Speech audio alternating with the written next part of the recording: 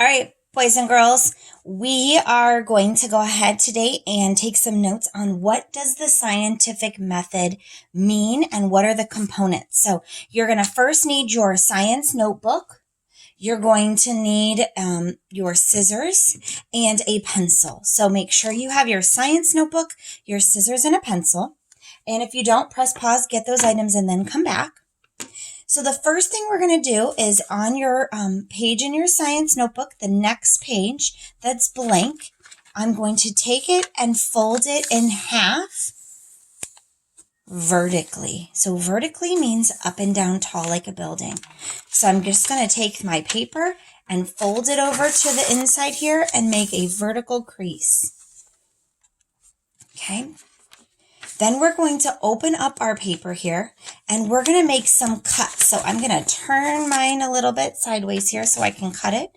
You're going to make a cut halfway down your paper. I don't think that's going to work. There we go. Here we go.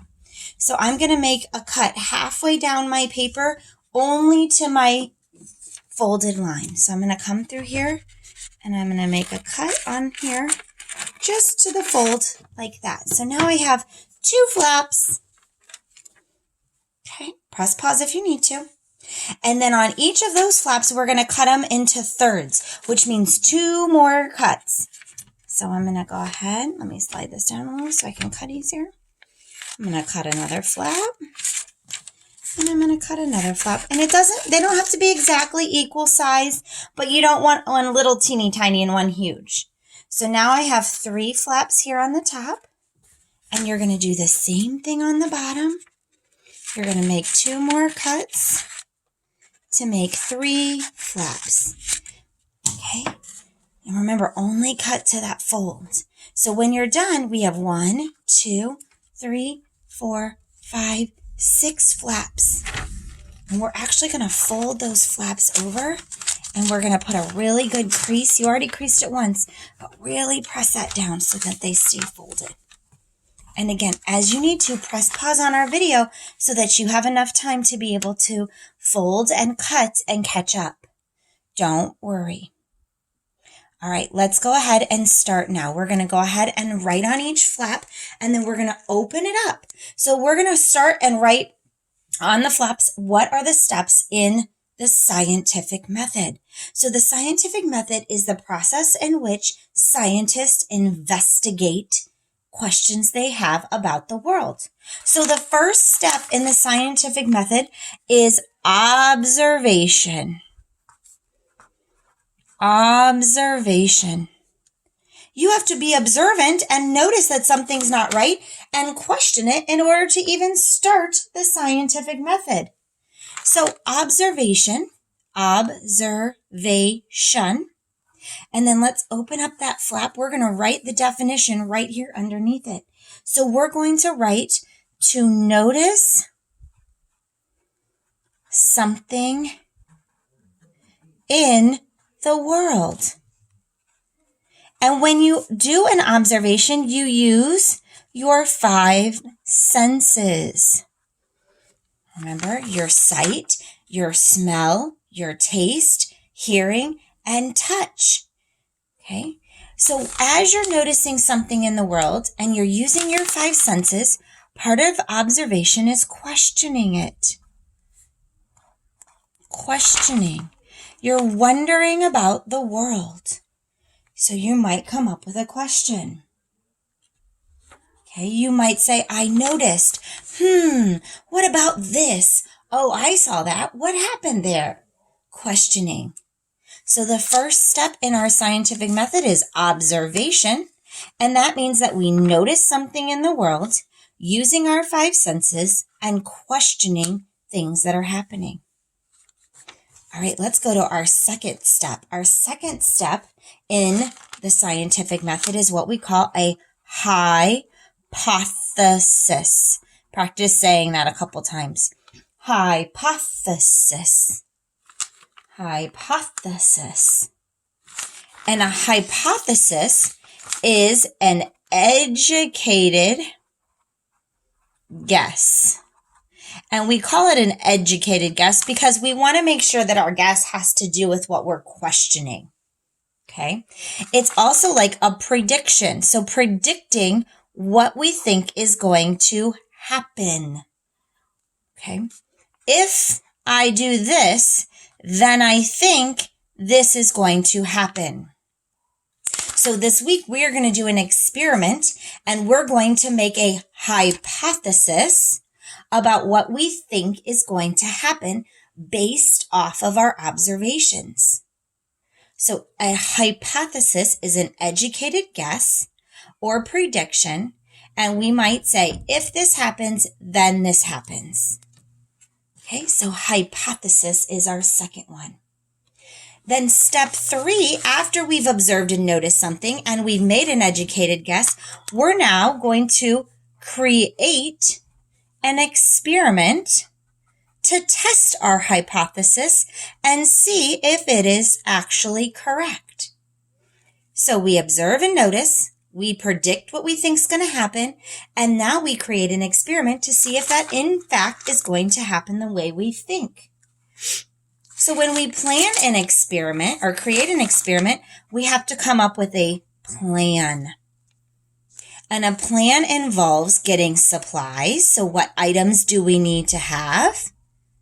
It involves coming up with the steps that we're going to take and how we're going to stay safe while we're doing our experiment. And it involves what information are we going to collect? So what data are we going to use? Okay. So I've observed the world. I have a question. I make a guess of what I think is going to happen. And now we plan an experiment with what supplies, our steps, making sure we're staying safe and having our data. Okay. So you might write this out. You might talk about it with a friend. You might draw it out. And that's what we're going to do this week. We're actually going to do the first part of this before we do our experiment this week. Okay. So after we've planned it, then the next part is the fun part. This is conduct. So conduct is to do something. So we're going to conduct the experiment. So we've observed, we predicted, we've created and made our plan, and now we're going to conduct our experiment, which means we're going to do the experiment. And it's important when we do the experiment that we follow the steps. So make sure you follow your plan, because if you don't follow your plan, you might not get results that are what you were expecting. So we observe our world, we predicted, we came up with a plan, and now we actually get to do our plan. So do the experiment. Follow the steps of your plan. All right, and then after we've done our experiment, now is the important part. So we're going to analyze, which means to look deeply at the results. And data. You're going to hear that word a lot in science and in math. So we're going to analyze, which means to look really deeply and intensely at the results and the data from the experiment. Because we want to know if our experiment actually went back to what we thought was going to happen in our hypothesis. Okay, so let's first put on here data equals numbers.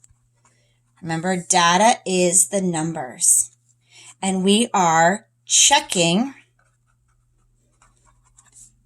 the hypothesis. Is our prediction correct or not? And guess what? It's okay if your hypothesis is wrong. If you made a guess and then you do your experiment and it doesn't come out that way, that is normal. Normal.